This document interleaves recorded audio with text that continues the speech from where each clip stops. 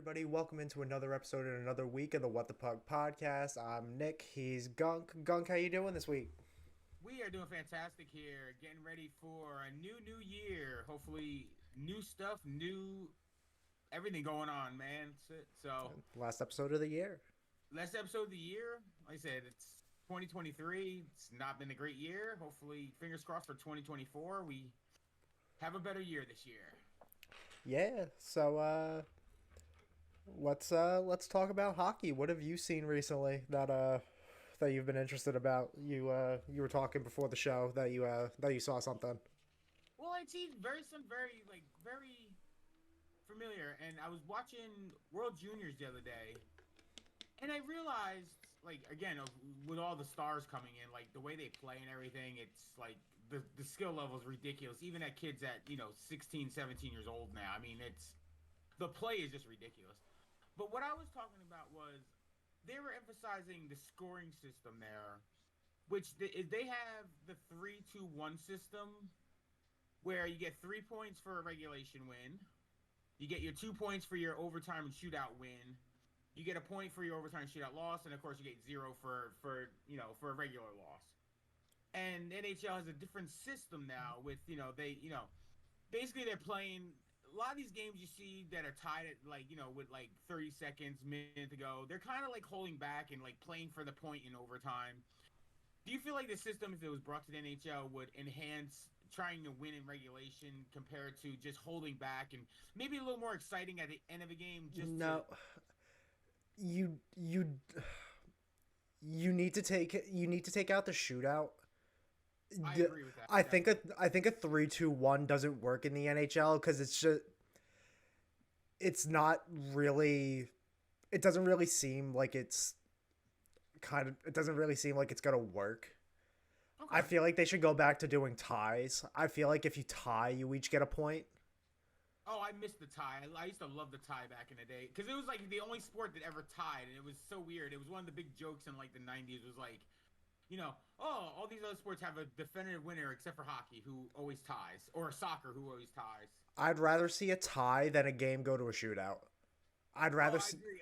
I'm like if over the the NHL shootout made it thing. 10-minute like 3-on-3, and then if nobody scores, you each get a point and you tie. That's fine. I'm perfectly fine with that. Like there does not need to be a winner every game. Sometimes games are just so evenly matched that you can't get anything going like enough to be able to get a win. So like you each get a point, go home, and you tie. That's it. Yeah, I just feel like it would make it, especially as you come down the playoffs. If you need, if you need a 3 points to, make a playoff spot, you're not holding back if you're tied in the game. You're gonna go for it. It's kind of like almost back in '88 with John McClain when the Devils were on that little like on that '88 run to make the playoffs. They had to get that regulation point to make the playoffs, and that's what made the John McClain goal so iconic in Devils history. It was like the first time they made the playoffs ever as the Devils, and it was just one of those things. I was just again, I just was catching some of the games during the week, and I was like, oh, that's kind of interesting the way And I had seen a couple TikToks that brought it up and stuff, but like I said, I feel like it would work in the NHL just to change it up a little bit, just to. But I agree with the shootout thing. The shootout thing is really it's done with. I mean, like I said, I it's not an interesting concept. I don't think it really proves that anybody won the game. It mhm. was just a matter of who it's just a matter of who can shoot better on a breakaway and Yeah, like I I I think it's so stupid cuz like I was saying before, it just ties make so much more sense. Like it just it makes it easier to defend a game that has tied than it yeah does to try to defend a game that went to a shootout because like if you lose in a shootout it doesn't even feel like you lost at that point. yeah it really doesn't.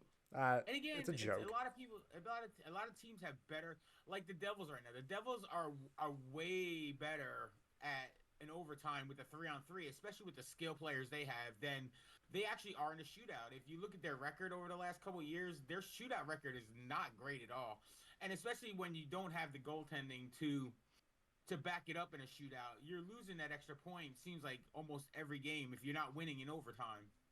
Yeah, I mean, And overtime now is even starting to somewhat become like a little bit of a joke with how some teams handle it. It's win the opening face off and then just circle around in the middle and hope to get like a couple like lucky bounces or lanes throw that you could see. And if you don't get it, circle back, change, and just play keep away for 5 minutes and hope that the other team doesn't get the puck. Uh, Yeah, I was reading another thing I was reading about was the with some with like when almost a shot clock almost where oh no. once you yeah I again it was one of the things that we as we bring it up I said basically you cross center ice and you have like 30 seconds to take a shot. I mean, I don't think it would work, but I did hear a few things about that. Just again because they do have, like you said, once you do get the puck in overtime, you kind of back up, you set up your play, and then you go from there. But it's basically a keep away in the overtimes, and I mean, for me, it's funny because again, I have a team that can explode on a 3-on-3 situation like that, which I get way excited for.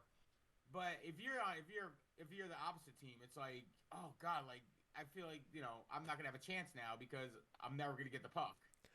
I I'm noticing it more and more with certain teams where they have to rely on getting the puck to be able to do anything in overtime. Like there's certain teams like I know the Leafs, if they don't get the opening draw, there's just a high chance that they're going to lose that game because they don't know how to defend in overtime. Right. And like the Leafs need to learn how to defend because they also have a goalie that can't do anything. Wow. I thought I had a situation here in Jersey. Oh boy.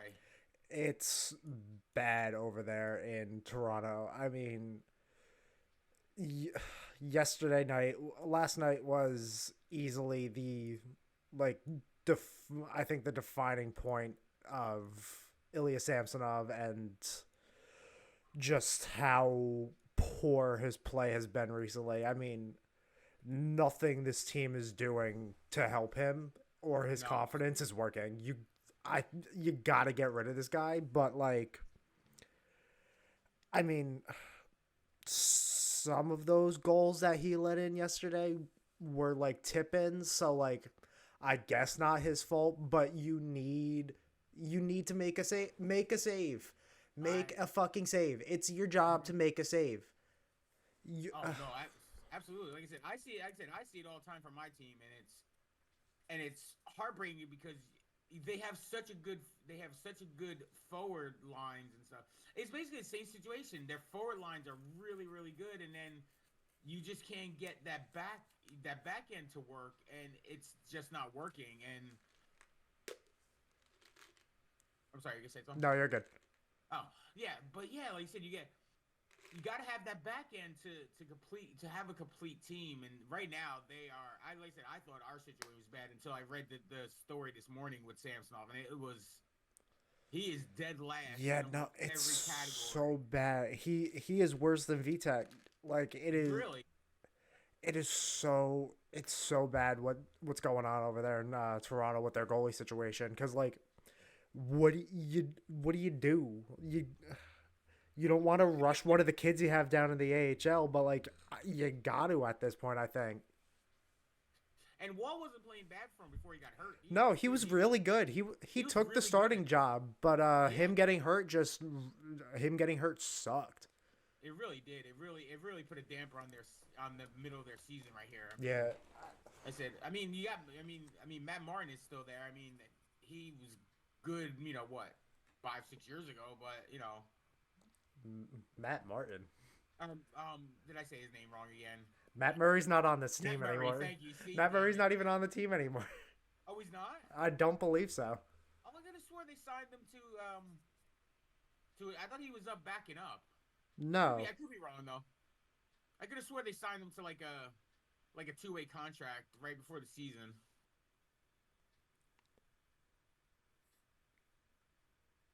I believe he's hurt, so I'm not sure. Oh, well, that again, that goes without saying either. So they got so many people on the shelf. Then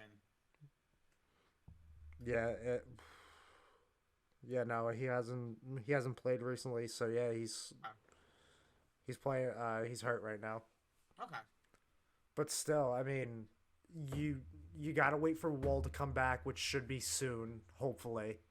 Right. And then I guess you run Martin Jones as your backup. I mean, what else do you do? What else can you do? I mean, You got unless you have somebody down, down in AHL that you think is ready or can, at least try to, you got a try to see. 22-year-old kid that's one of the best goalies in the AHL right now, and Dennis Hildeby. I mean, you can you can call him up, but you don't want to rush him and potentially just have him get bombed every game. Right. So like it's a weird situation because like even with the offense actually going, every single like core four member got a goal last night. Yeah. You, you need a save. You need a save, and I don't think it's fair to Martin Jones to have his brakes run off of him, to have his wheels run off of him. Like you gotta figure out what to do with this guy, and it's gotta be fast because you don't have that much more time. Yeah, it's basically got to be a cut bait right now. You can't have him on your team. It's just too demoralizing for a good team like that to have such crappy goaltending. My It's ridiculous. my issue with Samsonov, and I noticed it while I was watching the highlights to the Columbus and Toronto game from last night, was the goal that I believe, yeah, it was the goal that Fantilli scored to tie it at 5. It was a clean look for Samsonov, and he just missed it. Clean on his glove side, was in a proper position to stop it, and just missed it. You you can't excuse that. That's a joke. Nope. Like I said, unfortunately for Leafs fans, been there and done that all year. So I totally get where they're coming from, and whew. Then those Toronto fans are rough. They are out for blood now. They're out for his head. Yeah, I And you mean, can just tell him going through Twitter, going through TikTok, and you can just see that all the Leafs fans are going for. They want his head on a platter. because I mean, rightfully so. It's kind of shocking to see how far he's dropped off. But it seems like every Leafs goalie just kind of does this. Like Jack Campbell did it. He was he was great for a season and then fell off and is now garbage in Edmonton and Edmonton, he's the not even in Edmonton. he's in garbage Bakersfield. AHL. So like Shit. He lost his starting job in the AHL. I mean, come on. This guy and signed like a huge contract, and he can't even make the starting lineup in the AHL team. God is whew, I mean, rough. he's never been that good. He had that one good season with Toronto, so it's just like, oh, okay. I mean, I guess it works out for you, but I don't know. It just seems a little weird. Just one of those players that on a contract year just got lucky. Like had a great year, got lucky, signed a big deal, and is just trash. I mean, Yeah. you can go through every sport, and you have those busts like that have that one big year, and they sign a big contract to help a team out, and it just turns into complete and utter garbage. Yeah, it's it sure is Oh, it's a dumpster fire over there now. dumpster fire. That's a great word for it. Dumpster fire is the perfect word for it. But it seems like the Devils are starting to put out the fire that they Ooh, started a little bit with a nice big juicy win over the Sens in Ottawa last night. ooh. What a Uh, gorgeous game that was finally. And Nico Dawes yeah, starting getting after fined Schmid was sent crazy. down. And who got bombed last night too in Utica too. 5 goals and 30 Oh, shots last night. oh, Lost ah, 5-2. yikes. Yeah, it wasn't pretty apparently. So I have a question for you with the beginning of this game.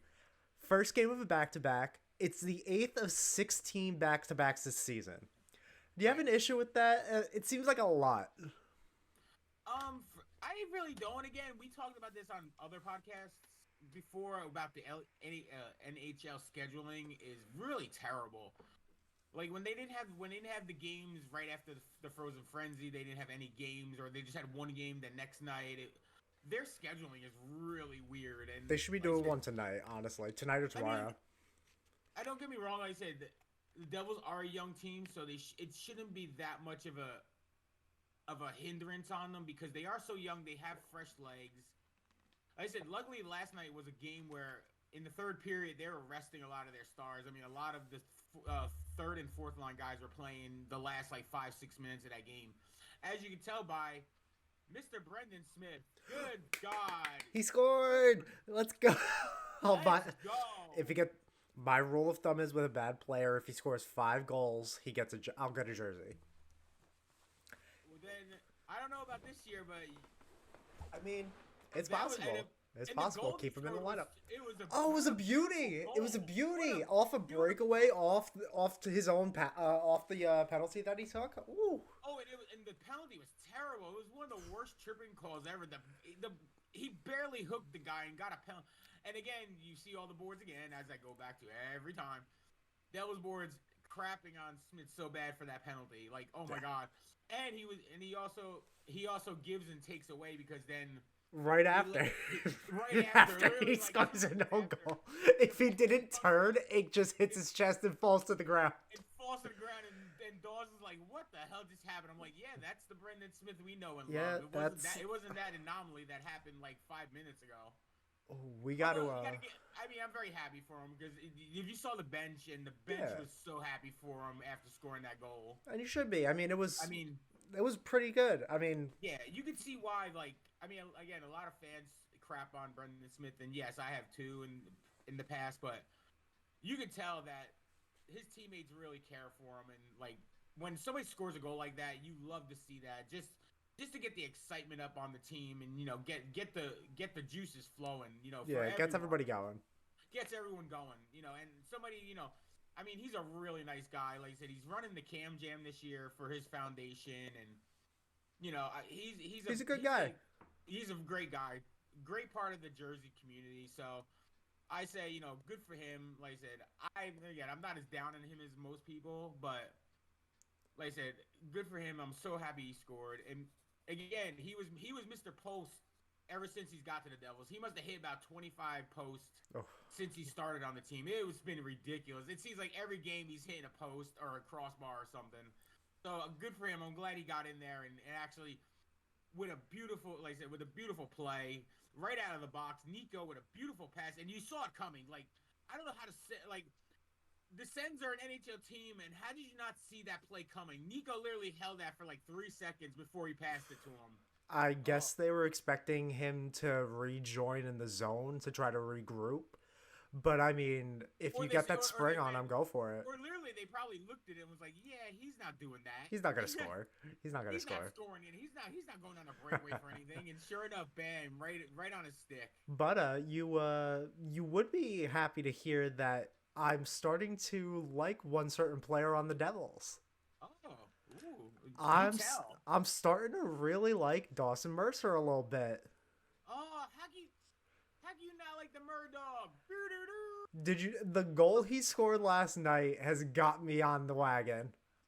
Holy baby. Oh, he scored a couple of those this year. If you watch the games and stuff, he scored a couple of those goals. And he's on a hot streak too. He's been scoring like crazy the last 3-4 games. He's a sneaky good player. I'm really from what I've seen, I like his play. I like him as a player. Oh no, I like Dawson Mercer since he's been up basically. He's again another great guy. And now they put him with the line with Timo and McLeod centering it. And like I said, the last 3 games that they've had these lines together, they have been really productive. He's gotten Timo going.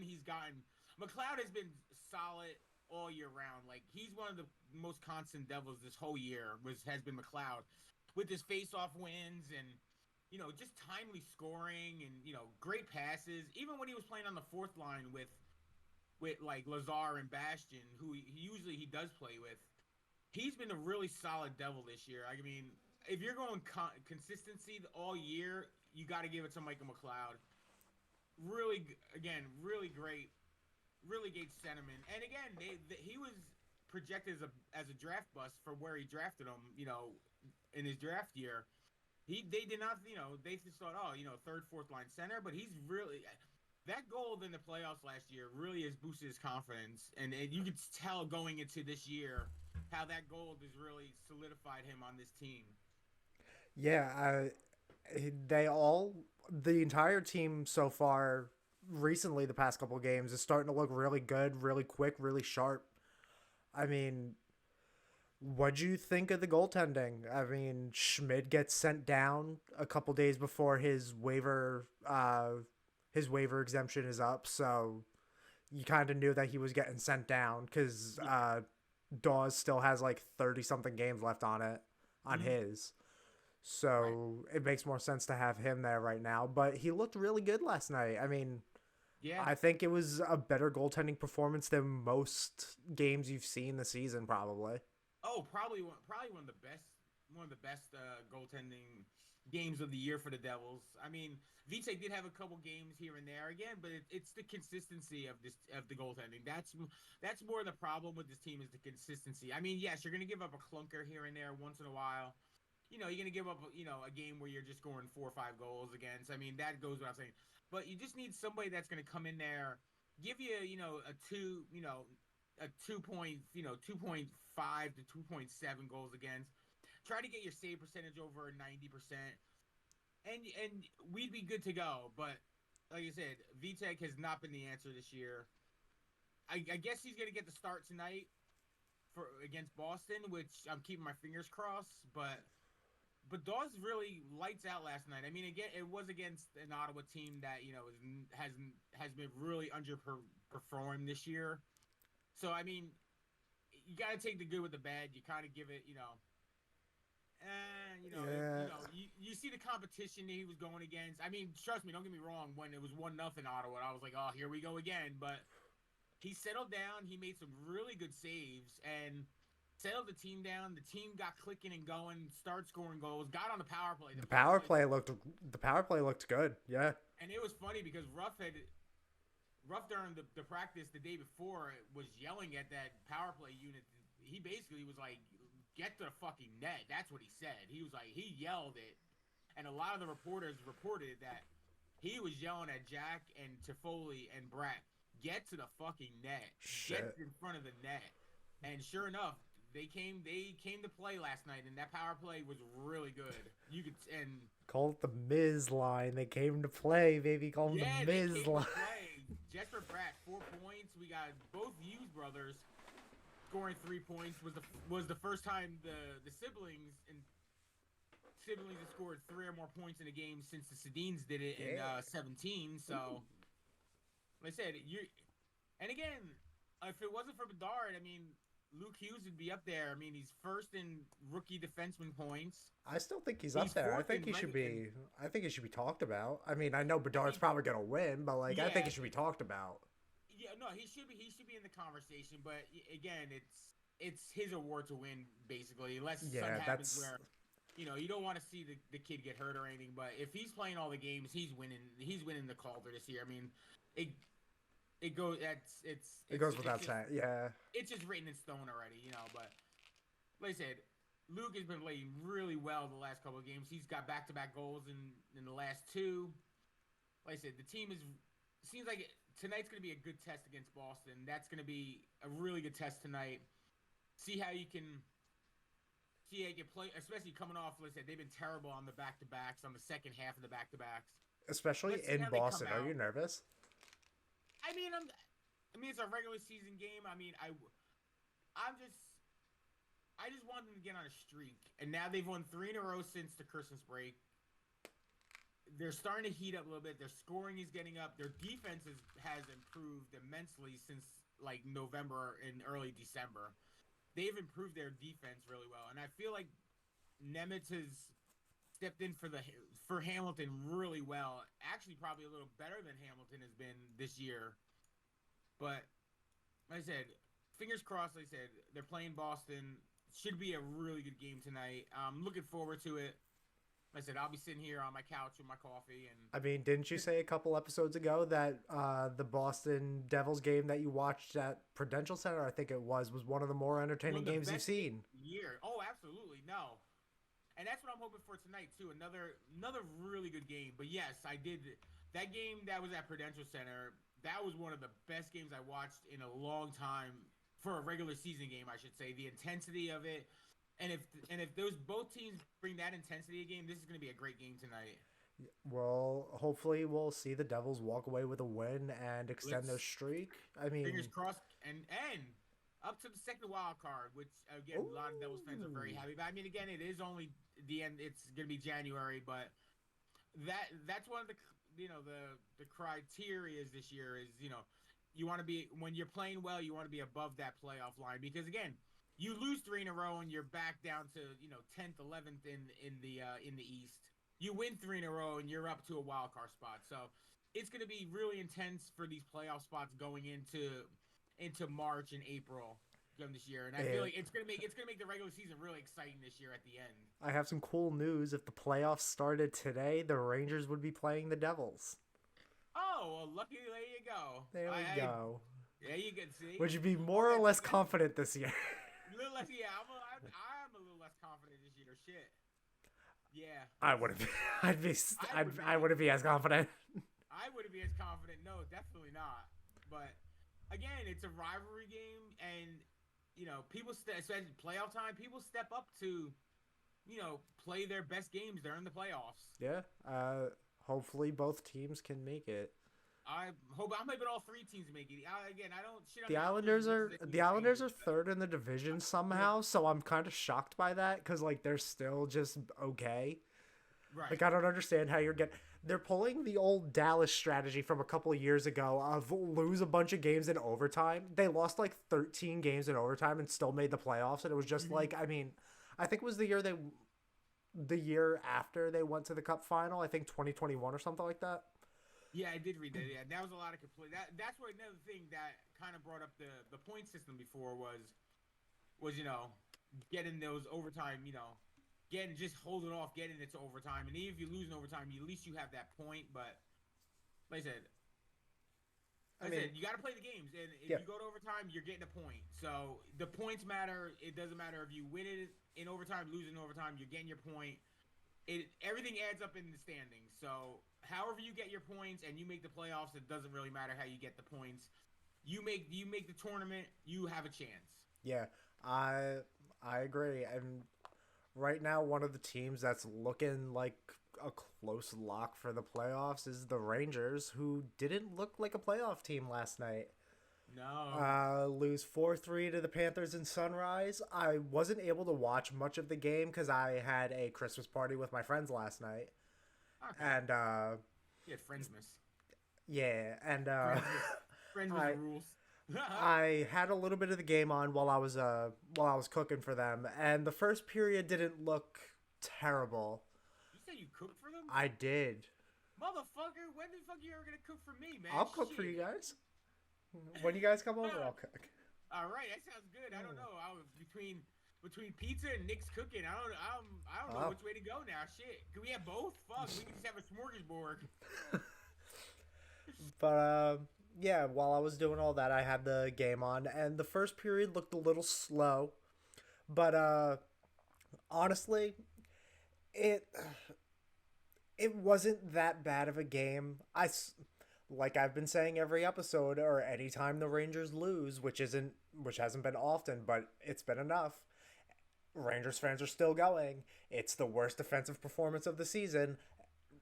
No, it wasn't. No, it wasn't. I can name three other games: one against Nashville, one against Buffalo, and one against Dallas in the beginning of the season that were all worse games. Like this wasn't bad. You didn't. The team didn't look like they were battling to get a lead, so they were falling behind and hoping to tie it and get something back, and you never did. And that strategy just wasn't helping them at all because it made them look slower. It made Right. them look like they were trying to overthink their game, and they really didn't need to. It was a it was a tough game against a tough good team against the Panthers. So like Right. I'm not upset with the Rangers losing this game. This was I hate saying it, but this was one of those games where you just kind of look at it and go, "Oh, well, you can't win them all." Right, exactly. And that's the thing with fans you got to realize. And like I said, some of the hugest fans are some of the most obnoxious fans in the world. Yeah. Like in all seriousness, it's like you're not going to go 82 and 0 in this league. You're going to have a couple clunkers, and I understand that. Trust me, from a Devils fan perspective, there's been a lot of clunkers this year, but you got to take the good with the bad. I mean, Yeah. like I said, there's gonna be games like last night with Ottawa. It was finally able to sit back and relax, enjoy the game. All right, they're winning. All right, here's another one. Bam. And then some games you're just gonna be like, all right, it's 4-0 in a second. I think I'm gonna turn this off now because Yeah, I I think think we're I'm gonna done. like jump out of building or something. So God. so you're gonna get those games, but then you're also gonna get the games like I was talking about with the Boston game from at Prudential, Where it's the best game you'll ever where watch. you're sitting on the edge of your seat. You think the game is being played like almost like it's a game 7 of a playoff series. The intensity's there. The drive is there. You know, those are the games you're like, yeah, I can't wait to watch. This is gonna be so awesome to watch. I'm watching it, and it's like it's everything it turned out to be. And then you're still gonna get those shitty fans who we Aren't talked about happy. They're just not happy about anything. And anything, and it's that's like, again dude, like, that goes what are we weird. Now you doing? said we were talking about it last week about my favorite Devils fan, and he drives me friggin' insane. Ah, him, Screaming and yelling for no him, apparent about nothing, all and the time. And it's just all like, dude, like, I get it, you're upset, but like, what do you do? You're embarrassing yourself. And like, people are screaming, fuck you, and you're saying, fuck yourself, like, go fuck yourself. Like, come on, dude. listen. Trust me. I wish I knew who he was, because I said I saw him outside of Prudential Center a few times, and I was like, who the hell is this fat f? And I'm like, why is he screaming and yelling at the players? Like you couldn't get on the ice and play. I mean, No, he couldn't like even it's fucking, what. he couldn't even sit on a bar stool. Wink, wink. But But like, yes. yeah, I mean, the tank that is Jonathan Quick keeps on rolling. So I mean, unfortunately he lost, but like, it's only his second regulation loss this season. So like, I'm not upset. He played fantastic. and and what a scorpion save he made Oh, last did you night! see that? Wow! Oh Oh my my God! goodness. I was watching because again I follow MSG on Twitter, and I saw the save because I had seen during the comments about him making a save. I was like, all right, let me check it out because I think one of the Devils boards had posted that Jonathan Quick and actually I think Soros made another tremendous save last night too in the Nashville game, apparently, because they were saying that the Yes, I did VTech see that. because the VTech save from I forgot what game it was, but he had made like a all time season save there, basically saying like save of the year basically, and they say that these two really shot past them, and the Quick one definitely. I didn't see the Saros one yet. I haven't checked it out yet, but the Jonathan Quick one with the scorpion leg was really good. Yeah, Very Brodor esque. yeah, I saw that and I was like, I didn't think somebody that old could do that. I mean, I'm only 21 and I'd be in pain. I was in pain just looking at it. That's what I mean. Me too. I wasn't even like just watching it. I felt my knees and my hips like buckling under themselves. But ooh, honestly still, I'm even without the ridiculous saves, he's Quick has been fantastic this season. I Oh no, I couldn't completely ask for a agree. better backup, and I was calling for him to be the starter. Honestly, no. No. Igor has been Again, fantastic. He no, has he has. been phenomenal again. I don't know what happened, but he's back. He wants to play hockey again, and he's happy. And it takes time when you're coming off an injury. I mean, look at Meyer. Meyer was came off the injury, and everyone was crapping on him. Why do we make this trade? Why do we do this? Why do we trade all this talent away? And I remember like right before these few couple games, right before Christmas was, oh look at Fabian Zetterlund's playing great with the Sharks, and the defenseman that they traded. I'm not saying his name because I already messed up one name today, but yeah, I forgot his name. But anyway, the one that got traded with the Meyer has been playing good with the Sharks, and they're like, oh, all of them have scored more than Timo this year. Well, the guy's injured. I mean, he needs time to come back. Even when you come back from injury, you're not going to be the player that you are right off the bat. I mean, it takes time. You got to get your conditioning back up, especially with a lower body injury. You got to get your conditioning. You got to get your legs back. And now you're seeing the Timo Meyer that we expected, especially on the overtime goal the other night. That was just a classic block the shot, get that puck out, and he was off to the races. Yeah. And scored a beautiful goal. Got it right through his 5-hole. Ended the game. Devils fans ecstatic. The building went crazy. So, like I said, hopefully, these last 3 games is a turnaround for the Devils. And like I said, we'll just continue to truck on through the season because it's going to be a tight season all year long. Yeah, and even for the Rangers, the season just keeps getting tighter. I mean, they play again tonight. They also have a back-to-back, which I'm fine with. I haven't seen many for the Rangers this season. They kind of had a weird schedule. They play Tampa tonight. Toss-up, probably. If they get a good start, I'm confident that they can get something really going. But I think right now with the Rangers, they're just gonna keep playing the way that they're playing and hope that like players like Hedel and Kako can get back like soon, hopefully. Right. Because Hedel's actually taking some time away to go to, I want to say, the Czech Republic. That's where he's going. I think it was Slovakia. It was one of those Eastern Bloc countries. But yes, I did. I had that on my notes. I did read about that because of the concussion situation. Which, like I said, I felt really bad for him because, again, I know with any head injury is so hard to come back from. Yeah, like I said, and with the amount that he's had. Yeah, exactly. And they said we talked about this on older podcast and he's a great player. He's great. He's fantastic. He's such a good player. And he really gels with that Ranger system that they have. He really fits in it really well, and he's really been missed for the last however many games he's been out now. And like I said, I'm just hoping he gets well, gets his head that came out wrong. He didn't get his head straight, but the routine. But hopefully he gets back to the NHL, get back to the player that he was or is and was at the time. And like I said, he actually is one of my favorite Rangers, if you want to say. Just like you said, Dawson Mercer's one of your kind of like hidden. Yeah, I like Cheeto. Cheeto's a really good player. And did I say it wrong again? I mean, it's Hedel, but I call him Cheetle a lot because Hedel. Well, fun little story time. Go for it. When the Rangers drafted him, I had a little bit of a like who the fuck is Tingus Pingus moment. I'm not sure if you've ever seen that clip. No, I haven't. When we're done recording here, look up on like YouTube or something. It was when the Knicks drafted Kristaps Porzingis.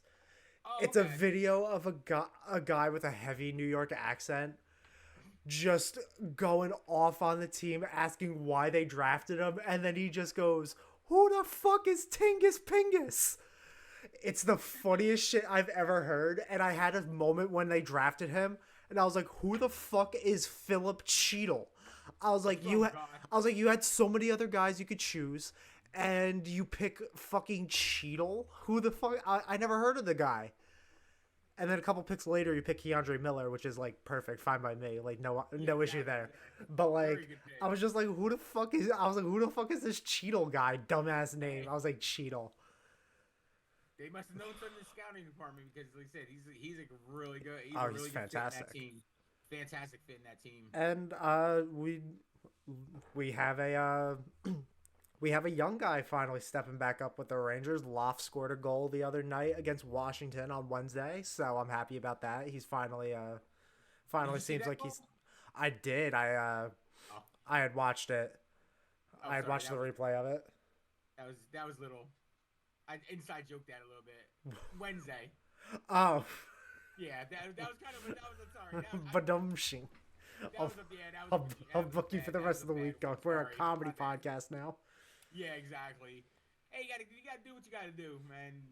I said I'm going on 3 hours of sleep. I'm having fun. Let's do this thing. So don't mind my stupid jokes. I'm just finishing my first cup of coffee here, guys. No worries. But no, yeah, I did genuinely answering your question. Yeah, no, I did see Yeah. that goal. It Right. was it was a very good goal. They had a very good game against Washington from what I saw. It was 5-1 win. Nice little packaged up win. Yeah. Poor Washington's starting to fall off. You could tell. A little bit. They've had their fast start. They're kind of falling back. They lost last night again to the Islanders. So I feel like not having Ovi scoring at the pace they need him to is really what's hurting this team. They're not getting scoring from anybody that's not Dylan Strome, so it's just like, right. or I want to say he's on the team, Michael Carcone. This kid is lights out. One of the best scorers right now. I want to say he's top 10 in scoring. Okay. He A lot of people are talking about him. He plays for the Coyotes. What am I talking about? I'm losing my mind. The Coyotes, man. The Coyotes are. Oh, you fuck the Caps. Let's talk about the Coyotes. Coyotes. You may see a playoff game in Mullet Arena this year if they keep up the play that they're playing. Absolutely. And Connor Ingram has been standing on his head. Oh man. Talking about solving your goaltending problem. Pick the guy off our waivers at the beginning of the year and has come in and played lights out. Connor Ingram was horrible for Nashville. I want to say he played for it during the playoffs. Yeah. Oh my goodness, he was horrible. I would never pick him up, but I mean, honestly, picking him up it would shut me up. Yeah, it's totally. Like I said, one of the best moves they made before they even started. And I was in on the Yotes friggin' right at the start of the season too, just with their lineup. Picking up Ingram and the way he's played, I mean, they're really a force, you know. Yeah, you can't be upset with it. Season. I mean, considering how a lot of their other seasons have gone, I mean, you can't be upset with where they're at all. No, I mean, absolutely not. Even if they fall a little bit out of a playoff spot, I mean, I don't even think it would be a disaster of the season to be like a spot or two out. I mean, considering when you used to be last in the league, I mean, this is perfect. Yeah. No, it's just and again, for that area to get that excitement back of you're trying to build a new arena for that area. You don't want to see them be relocated. So you want a good team to at least get the fans and get the excitement going around Phoenix and make it a hockey market. You know, I mean, they have baseball, they have their Arizona Cardinals who are terrible. The Diamondbacks aren't that bad, that much. The Diamondbacks are really good. Yeah. But, you know, so right now it's probably a baseball town. So if this team is good, you want to get them up. So you kind of make it a hockey town and a place to go every game to help you build those funds up to get yourself a new arena in, you know, downtown Phoenix, Scottsdale, even stay at the school. Stay in school. Stay in school. School is cool. Stay in school.